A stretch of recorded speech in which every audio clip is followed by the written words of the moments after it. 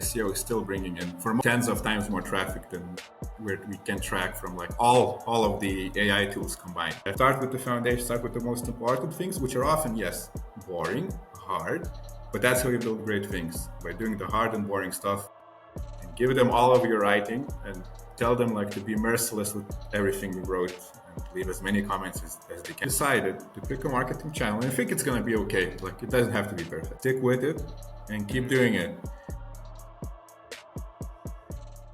Dear listeners, welcome to the Startup Sales Talks podcast. And today we have an agency, GrowByte. We have Adomas, where he is a co-founder and currently chief operating officer of GrowByte, an agency based in Vilnius. We've been talking with Adomas that we had a really similar career path, but we went to the different directions. So Adomi, I'm going to let you to introduce yourself. What was your career personally and how you came up with co-founding GrowByte? Okay, hi everyone, I'm Adomas. As Adomas mentioned, I'm the co-founder of GrowByte, a digital marketing agency. If we analyze my career path, it's been a bit wild, pretty unusual. So I did a lot of things in various industries. I was in an HR agency like 10 years, a decade ago. Did that for like 3 months. And the HR agency was focused on like very like top level executive hunting talent. I also did sales for about 1.5 years, which was also about a decade ago. And then I probably got a little disappointed with working in the offices and all that. So I started like a freelancing career, since I still had my studies, which we'll talk a bit about later, I think. And I was freelancing as a copywriter, but back then I didn't have many clients, so you need some kind of source of income as well. And one of my clients was Poker Mokykla, which is an online poker school, which did exist a few years ago. I think they still exist. So I learned to play online poker then. So I did online poker for like 2-3 years and freelance copywriting for about the same time. And one day I visited LinkedIn, which for no apparent reason, because no poker player has a LinkedIn. I don't know why I had one. And I saw like my good friend who's like very leftist. He's like workers' rights, all that. And he's like, I work in such a great company. This company is called Labs. It's like amazing and all that. And I thought, well, that guy's saying it's a great company. Must really mean something. So I applied to Labs and I started my career there. I was a content manager. I met there my fiance, co-founder, Rasa, at work, which is pretty usual nowadays, I guess. Over the years, what we did is I would freelance as a copywriter and she would freelance as like a SEO specialist for some companies. And we'd get clients that need SEO and copywriting. So she would essentially give me work and we would invoice the customer with 2 separate invoices. And one day we were like, why are we doing this? We can just make one business entity and just invoice through one entity. So that's kind of how GrowByte started. And we did that for a while, and it was always like Rasa's dream to try like build an agency. And like, let's go for it. I'll stick with working like at the office in case something happens. We have like a salary, at least one of us. You do the agency thing. I will stay there for like half a year and join you if everything goes well. So I think we did go well. And in half a year, I joined the company, and we still have a lot of clients. And we're like mainly that's our main job, focusing like on scaling SEO for our customers. So it's a bit of an unusual ride towards like founding a company, but that's like my career path. Interesting. Actually, funny enough, my co-founder stayed at like a previous company just in case for 6 months as well, because we didn't have any revenue at that point, so I was like all in, and he stayed for 6 months as well. Yeah. In case you have someone like to support you, to find your job, have some revenue like from anywhere, still need to live off something. And if everything goes well, you just join the company. Yeah. That's it. I think that's like the smart way. Yeah, exactly. You're diversifying a little bit your risk. Yeah.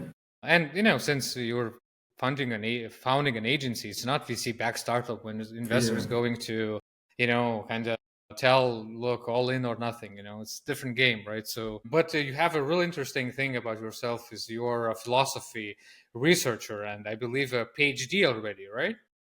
I'm finishing next year. I've almost done everything. I need to write my dissertation and get like the degree, so I will be like a doctor and all that. So how that got related into my life story. So I did my bachelor's in philosophy when I was 18. Like, everyone has to pick like a study they want, and if something they want to study. And for most people, their parents are like, "Oh, you'll be a lawyer, or you'll be a doctor, or you'll be whatever." But my parents were like, "You're 18. It's your decision. You do whatever you want." So that's good and bad because you sometimes want a little bit of direction somewhere. So I picked philosophy. Really enjoyed the field. Really enjoyed the studies, the university. So I decided to do my master's. And while I was working all those things like in the background, when I did my master's, I'm like, why not try to get a doctorate degree in case like I need it or I enjoyed the process, I enjoy all these things. But a lot of things happened over like 4 years. I remember when I joined Oxylabs, it was 2020, I think. My team lead asked me during the interviews, like, "Oh, you have like a PhD done in 4 years. What are you planning to do next?" Because of course they're worried that I'll leave the company and pursue my academic career. And I was like, well, a lot can happen in 4 years, so I'm not making any decisions yet. And the first COVID-19 pandemic hit 2 weeks later after I joined the company. And a lot of things happened over those 4 years. So don't plan ahead too much. I'm afraid I cursed like the entire human race with that thing. So yeah, a lot of things happened. I'm still studying there, kind of finishing off all these things. Really enjoy it, but don't see myself like pursuing a further academic career. Yeah. And do you feel that it benefits you somehow during your work? Oh yeah, yeah. I've never joined like I never looked at university at something like that you do practically, like to get a job or something. It's like higher education is its own purpose. But when you study philosophy for long enough, you get like these two skills. One is that when you think of some like solution, the next thing you think of what's the alternative solution to that solution, and then you get like five alternatives and you get to pick from each one. There's never like a point where you just, okay, I'll do this, like I'll do this, and there's this option and there's this option and this option. And the second thing is you get a lot of like commentary in your head. So I remember when I worked at the company, one of like the positive feedback was, "Oh, when you have ideas, you bring your arguments and the case on why you should do that." And I was like, "Is there any other way to like present your ideas?" Because I was so used to arguing for my ideas that you have to provide some sort of support for them. It was so natural. I didn't think like you could do it any other way, but you kind of get used to it in philosophy studies. So these are all like good things you learn, and they're applicable basically everywhere in life, I think. Yeah, that's the thing is, for example, I'm a pharmacist by education. I graduated for 5 years in pharmacy, and it's really like started to benefit me in the ways that I never thought. For Mm-hmm. example, really quick calculation skills or like proportions, Mm-hmm. because in chemistry you need to know how to do a proportion.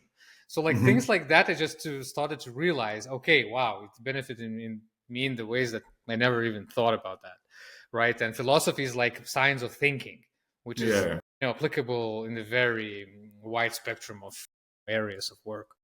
Yeah, in business, it's very like Yeah, useful. A lot of like CEOs have philosophy degrees, across the world. And I guess exactly. it's somehow useful. Yeah. Politics. I mean, I met a lot of startup founders from tip SME, Yeah. international politics, Yeah. studies. So definitely there's something there. But drilling a little bit more into Gropite, so you guys do like a geo, SEO, copywriting stuff, right? Content marketing. What about like companies that you're working with? What are like your usual clients? What you're focusing on? Well, the fancy marketing term, ideal customer profile, is like a software as a service company. One is because we've worked with many of those, and we actually worked in house in those companies, so we kind of know the ins and outs of how they work. Second is because, well, the marketing budgets are usually a bit higher in these fields. We also include like startups that recently received funding because that's also like our strong suit. We had a few like smaller, we still have them, a few smaller clients that are scaling really well. So these like our ideal customers. And we have like a lot, we work with a lot more. Like we have done logistics, we've done e-commerce, we've done even end of age care would be end of life care, I guess would be the correct term for such a business. So we don't like separate them that much, but we would prefer to work with software as a service. Another reason is why we prefer working there is our approach is a bit different in our agency. One is that we hire mostly senior specialists, only for a few tasks that can be really done by juniors, which are usually done like in large corporations by junior employees. We only hire those juniors, and everyone else is like a senior who has at least 3, 4, 5 years of experience in the field. And we don't take up a lot of customers. So these two combine because we want to like really delve deeper into the business model of the customer. I have an e-commerce client. I watch their stock. I am interested in how they produce their products, where they get to. They do a lot of sales all across the world. We discuss like all even financial details, even if isn't related to SEO or anything else. So it's all about the general success of the customer. Maybe we can provide some like insights otherwise. We really get into like the deep details of the business model and then apply all the marketing on top of it. So many agencies, at least now my experience and what I've heard, is just they have like a template, they give it to the junior specialist runs through the template, you give it back to the customer, and you keep repeating the process over and over. Which works. It does work at some level. But if you're planning to compete on a global stage, you're not getting there doing this. So, and our goal is to help our customers compete at the global stage. We also have like our HR differences, but I'm not sure this is the podcast for like HR talk. So, All right. And in terms of like countries, right? Where are clients based mostly? we have most of them are like across Europe. We have a few US customers. We have a few that like are founded in other countries, but the founders are Lithuanian. We have a few Lithuanian companies, but mostly we're focused on English speaking like regions. So United States, United Kingdom. We do some work with Germany. So Europe, All right. US mostly. All right. All right. Very similar as we do. So like usually the startups comes to us since you're like spearheading an agency, you have a lot of volume of like leads coming to you just to talk like.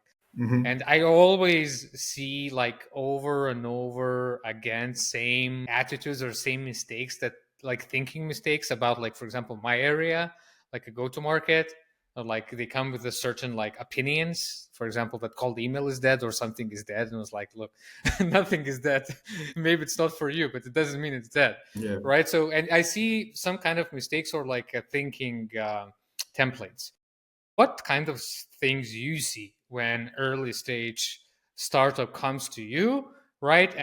And oh, this is typical mistake that you are thinking maybe in the wrong way. Do you have these things, at least few of them, but you see all across the board?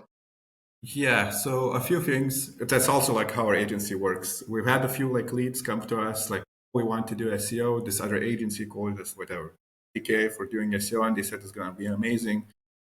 Well, the first thing we do is evaluate the SEO potential based on their competitors, the keyword volumes, all those things. And then we've seen like examples where there's like 500 monthly visitors from SEO for that particular field. You're not spending 10K. We're not even, if those people want to do SEO, we tell them we're not going to do it for you. You can spend the money better somewhere else, and probably not with us because we're specialized in mostly SEO. And we highly recommend you spend something better in marketing. So sometimes like startups will pick up, oh, we need to do geo or SEO or whatever, even if there's like no potential there. But because everyone else is doing it, so they also want to do it. And that's why we advise our leads. We sometimes reject them because we don't want to like give them a bad result. They can spend their money elsewhere better. And we all often recommend what could be the good field. Sometimes a good example is one of our clients that we had. So they're like working with the largest logistics companies like in the world. So according to our and their calculations, they have 10 potential clients across the world. So you don't do like TikTok or link or SEO. SEO, your website is just like a card that looks nice. That's it. And you go like to conferences. So don't spend money on those channels. And the next thing which I've recently started seeing, all the AI-based startups, like we coded something in Cursor and like in a weekend, look how cool this is. And this is like the part of the messaging which I advise against, is like telling everyone how cool your product is, because no one really cares. I know it's fine, it's cool, you like the product, you love your product, that's great. But businesses and people pay you money because you can either solve a problem and no one else can solve, or you can solve it better than someone else can solve. How cool your product is doesn't really play into it unless you're like a lifestyle brand. I don't know, you're making skateboards, then maybe the cool factor does play. But if you're software, I know you love your product, but message about the problems you're solving, not about how cool your product is.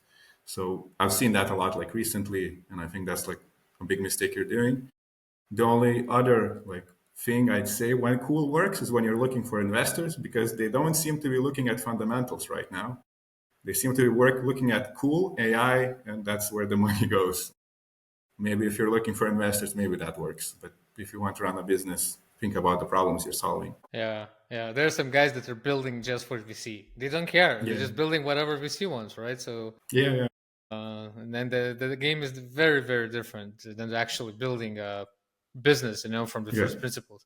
And I can respect that. If you're doing it for VC and you're doing it well, I can respect that. But if you're Yeah, doing it yeah, like yeah. for VC and doing it badly, have some professionalism. If you're doing, if Yeah, you know yeah. you're kind of like making not a great product just to get money, but if you know your strategy, I can respect that part.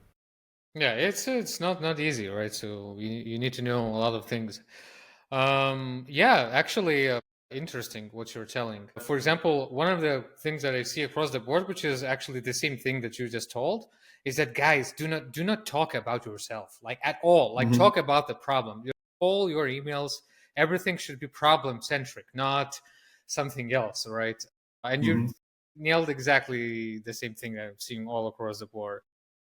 And talking about, you mentioned SEO a few times, right? So now I'll be that guy. SEO is dead, right? At least what is on LinkedIn. Like some people are telling, there's one camp of people they're telling SEO is not relevant anymore. The one that at least we knew. So because the geo came, like generative engine optimization, meaning that you will appear on Perplexity and ChatGPT inquiries and all that.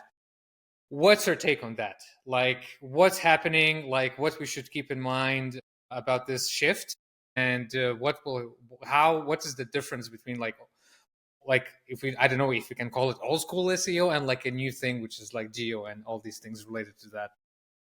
It's a pretty wide topic, but I guess we'll separate three parts of it. One Yeah, is that, well, at least from the data we're seeing right now, SEO is still bringing in, for most businesses, tens of times more traffic than where we can track from like all of the AI tools combined. So it's still not dead, definitely. You can still get a lot of value from SEO. Yeah, some of the queries are going to AI models, but most of the question is whether those queries are going to where they were commercially incentivized.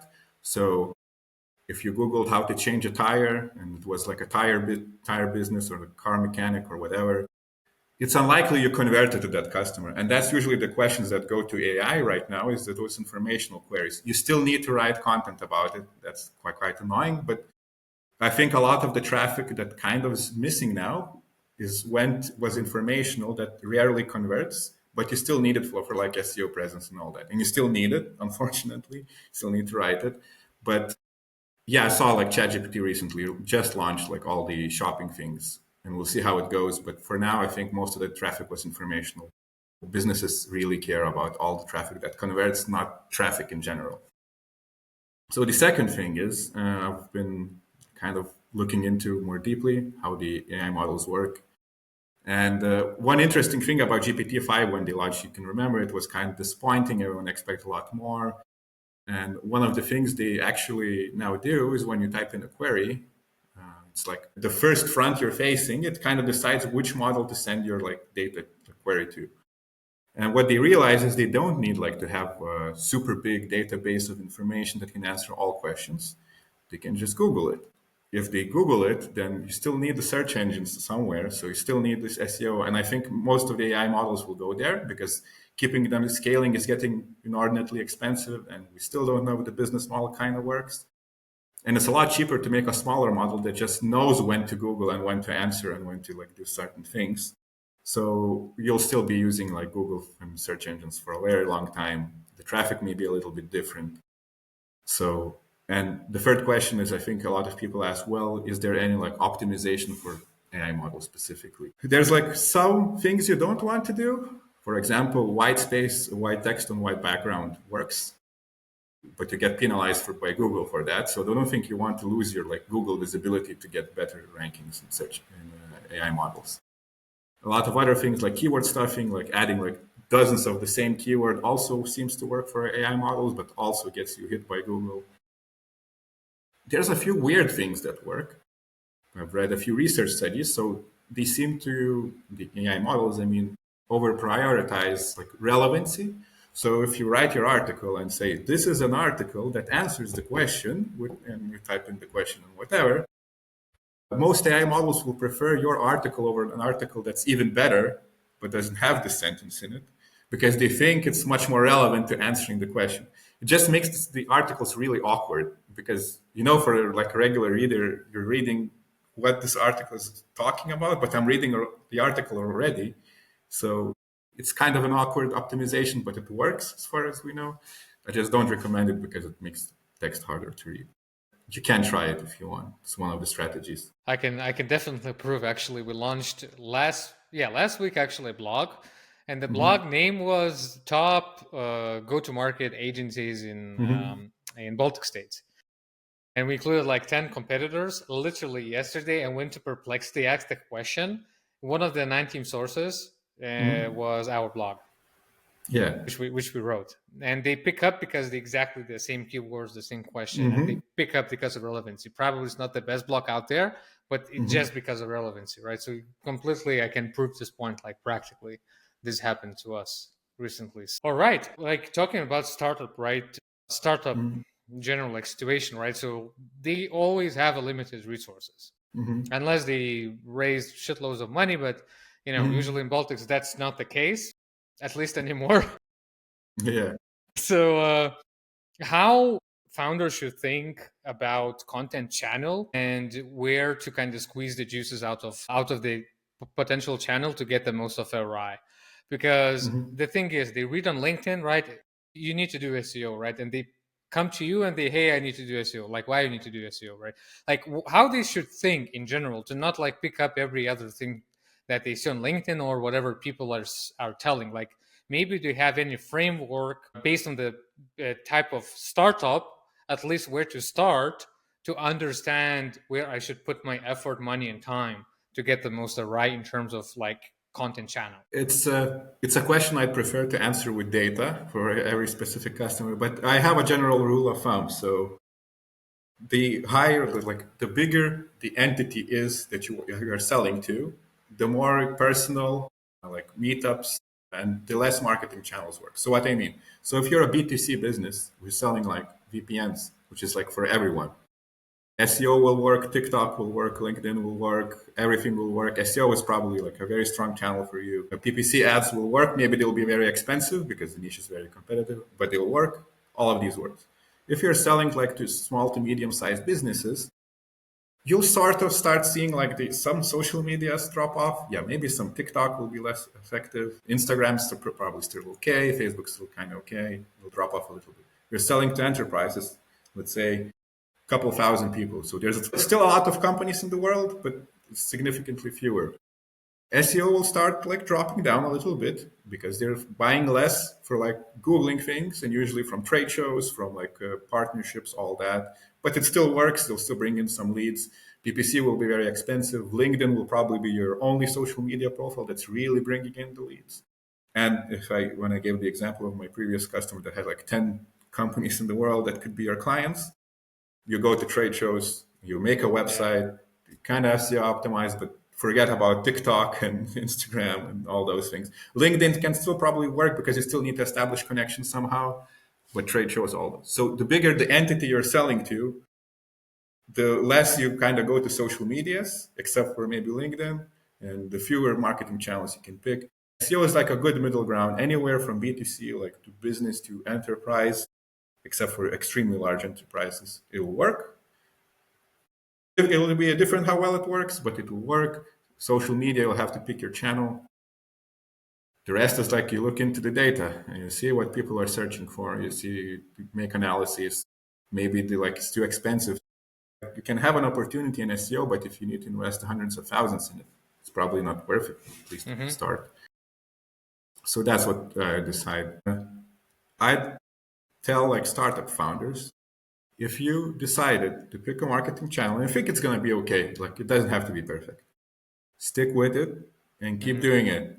What I see a lot in startup founders and even in mature companies, like they'll change their strategy every 2 months and they don't get results from it. And my saying has always been like the average strategy you apply consistently is better than like the perfect strategy you keep changing every 2 months.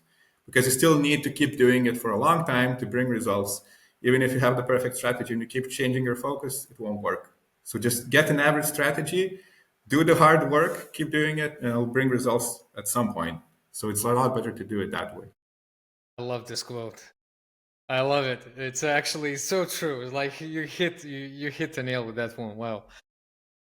Yeah, exactly. And like for example, we're doing LinkedIn like actively for 3 years, I guess. Mm-hmm. At first, it's like, yeah, it's fun, like let's do content, Mm-hmm. like it's easy. 1 year passed, it's getting harder. 2 years passed, it's like extremely hard because you need to come up with the new ideas all the time, right? So what do you think about like rating platform native content or repurposing content? By repurposing content, I mean we have this podcast, for example, right? We are purposing this to LinkedIn, to YouTube, and even like to blogs for SEO things and all that, right? What do you think? Should like startup create like a platform native stuff, or repurposing is totally fine as well?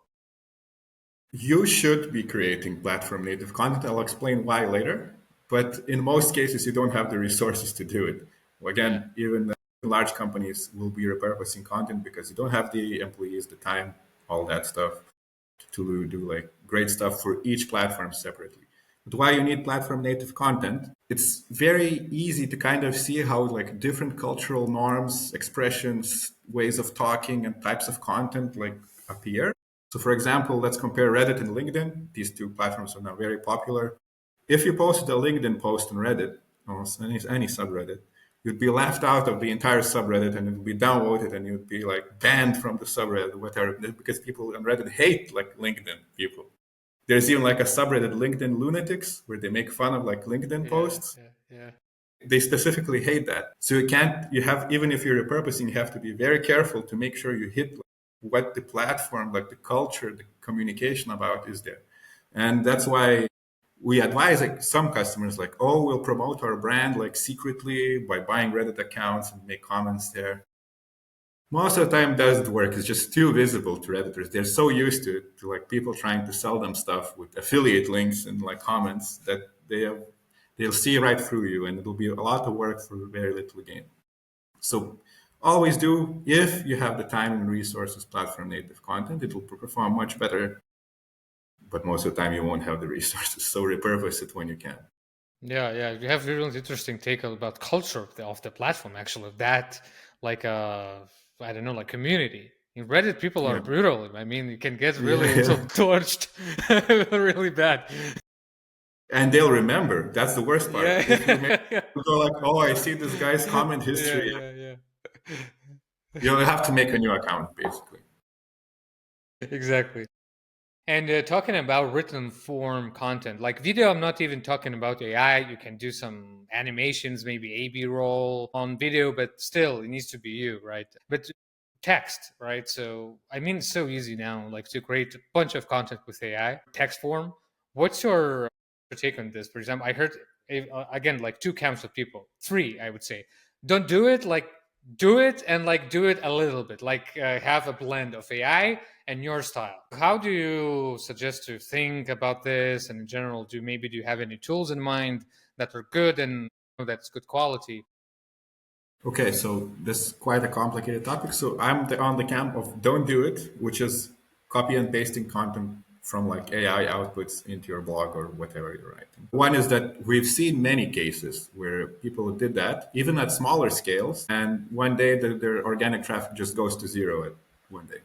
That's Ooh. it. And reviving a website is so hard. The agencies, you have to pay exorbitant amounts of money, like those that know how to kind of write an email to Google, request like a review, all that is very expensive. It's not worth it if you're like doing a long-term business. If you're doing something, I don't know, that's only meant to survive 6 months, feel free to do it, but we don't tend to work with these kinds of business. How we use AI in our workflows is, one is I recommend my writers, we give them briefs.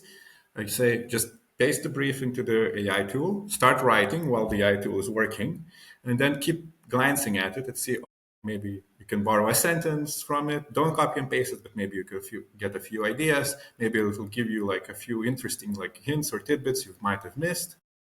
And then I'll use it in editing. So we write a lot of like technical content. It's to do with programming and all that. So sometimes I don't know everything about all the technical fields, and I'll be like, this sounds correct, but I'm not too quite sure. So I'll copy paste the part into Claude, or Claude is my preferred AI tool, by the way, and ask him, is this correct? And ask him to list sources, and I'll go read up and I'll check, okay, this seems factually correct.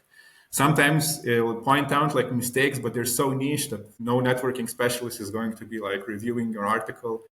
It doesn't matter. So we'll use those.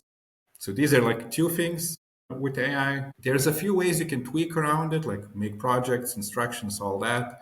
But I generally tend to avoid like too much of AI in writing. Is one is because the stylistic sense kind of gets the same, and we also have like brain imaging studies sort of right now that shows that kind of your brain function starts to tank down if you rely too much on it, and you start like to sound and more like what the outputs give you. It's a really weird field of study, so I tend to avoid in general relying too much on AI tools. They're very helpful for like editing, reviewing, maybe getting some ideas, researching, all that stuff.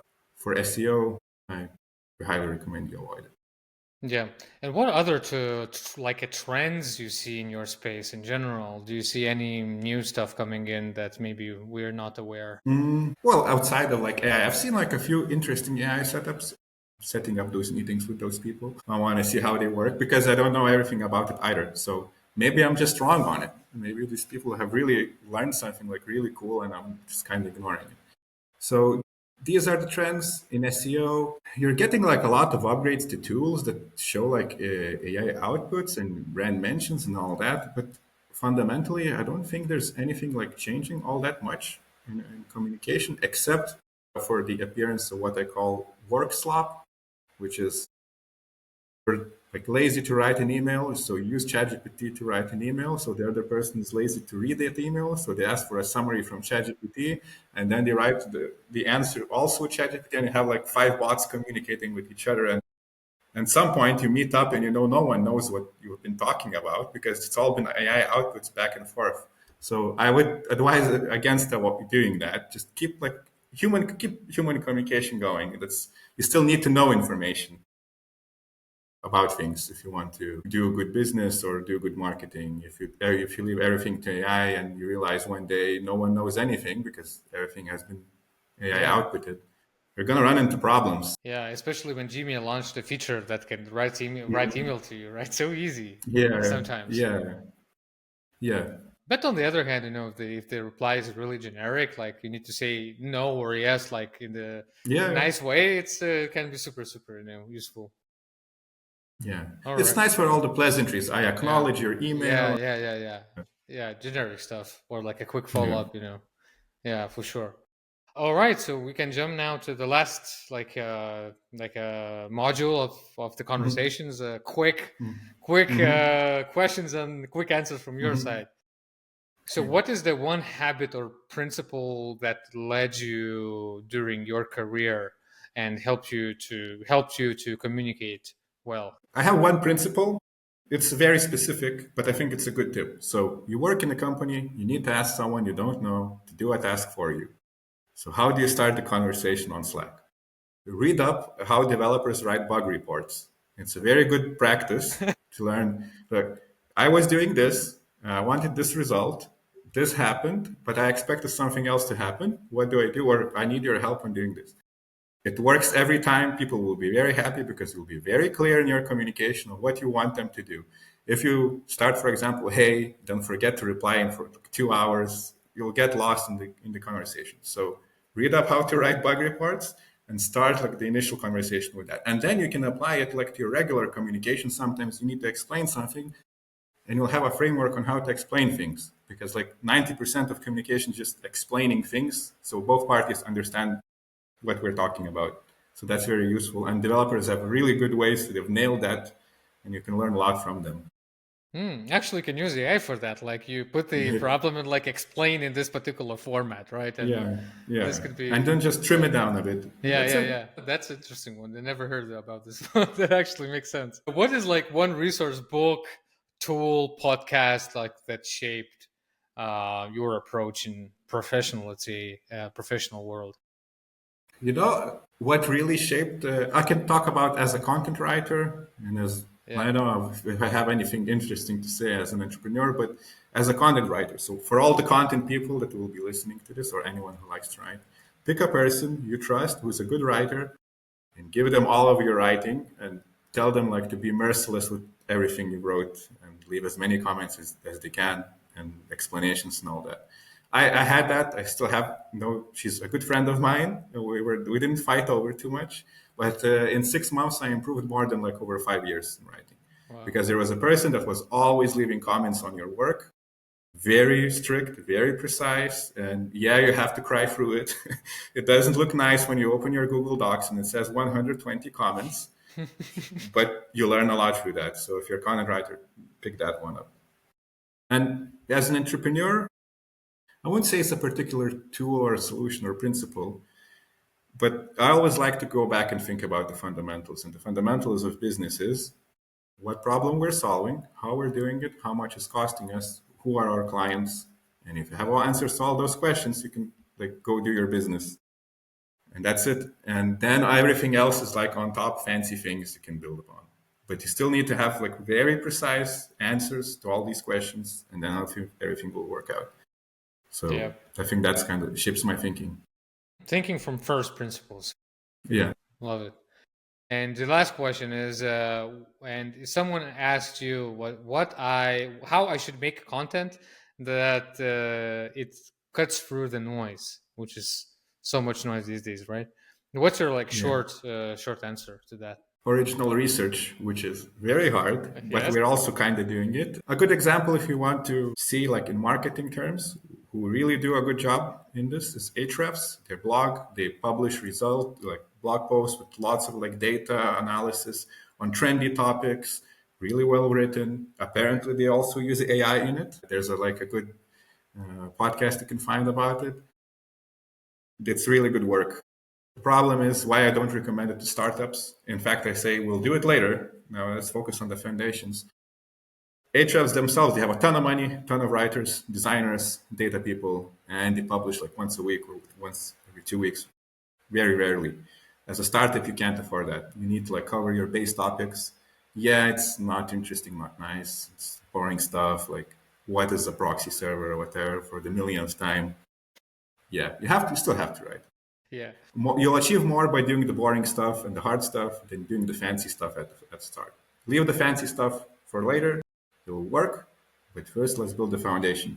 And that's how you write good content. You start with the boring stuff.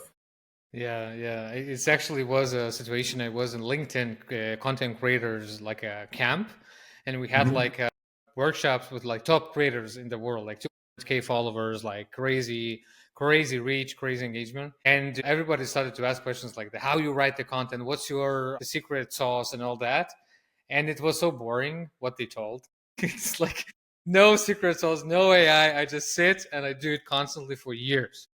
That was the Yeah, whole magic. And that's the thing. You always expect silver bullets, but there's no silver bullets. yeah. I have a good analogy. I've been going to the gym for like 5 or 6 years, and over the years, you get people like, "Oh, I want to get into like gym, going to the gym," and know what the first question they ask is, "What supplements should I buy?" Yeah. And Yeah. that's the wrong question. I'm like, how about we get your ass through the door for like 3 months, for like a few times a week, and if you can do it, then we talk supplements. You're trying to squeeze out the last 2% at the start. Start with the foundation, start with the most important things, which are often, yes, boring, hard, but that's how you build great things, by doing the hard and boring stuff.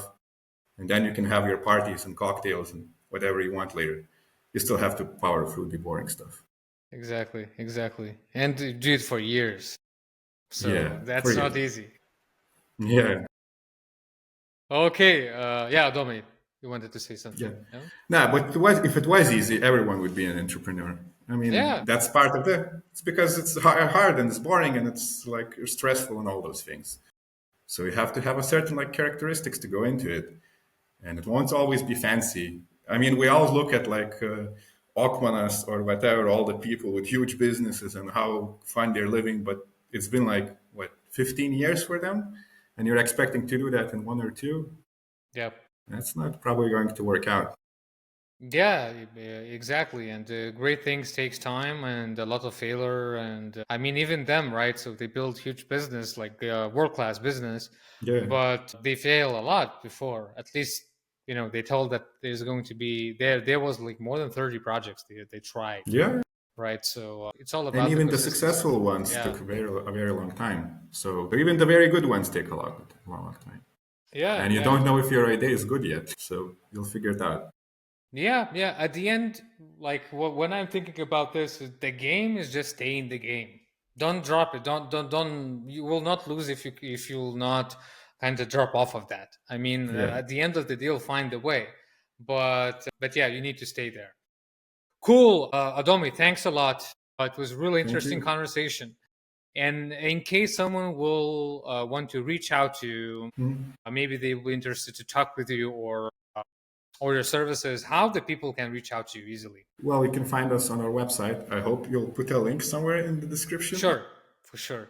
Yeah, our Growth Byte. So our company is Growth Byte. You can personally reach out to me on LinkedIn, Adomas Šulcas. And I think you'll find the guy with the philosophy thing in his bio. So it's quite easy. So you can find me. And I think those are the two main avenues we recommend, either the website or personally through LinkedIn. In fact, if you reach out personally, we will be able to tell you earlier if we can help you or if we can send you to our partner or anyone else and then have a nice chat as well. So I think that's an even bigger benefit.